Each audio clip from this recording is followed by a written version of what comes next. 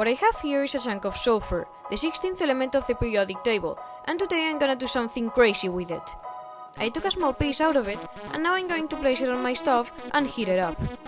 The melting point of sulfur is actually quite low, only 115 degrees Celsius, so as you can see, it quickly starts liquefying.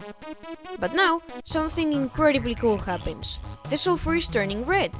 This happens because in solid form, sulfur atoms are arranged in these rings, but when the sulfur melts, these rings break to form chains.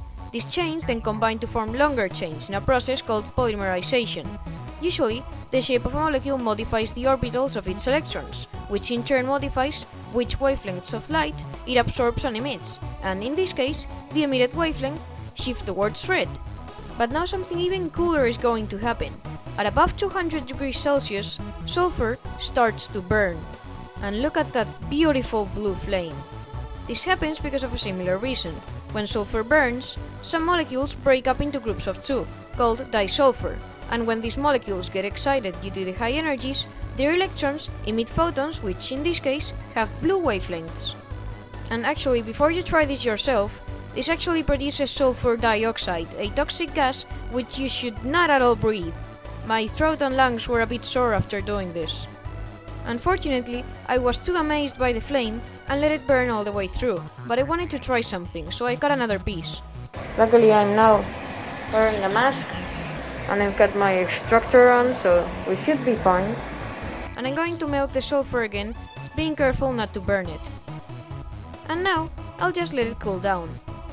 After a while, the sulfur recrystallizes back into solid form. Something interesting is that the molecules, which got frozen in the amorphous arrangement of the liquid sulfur, will very slowly start to form more stable crystals, eventually creating this more opaque form that I had at the beginning.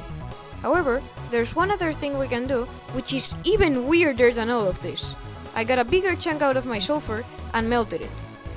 And now, once the red color lets me know that the long chains have formed, I'm gonna quickly cool it down with icy water and take it out so the container doesn't keep it warm. And look at that! My sulfur is now squishy!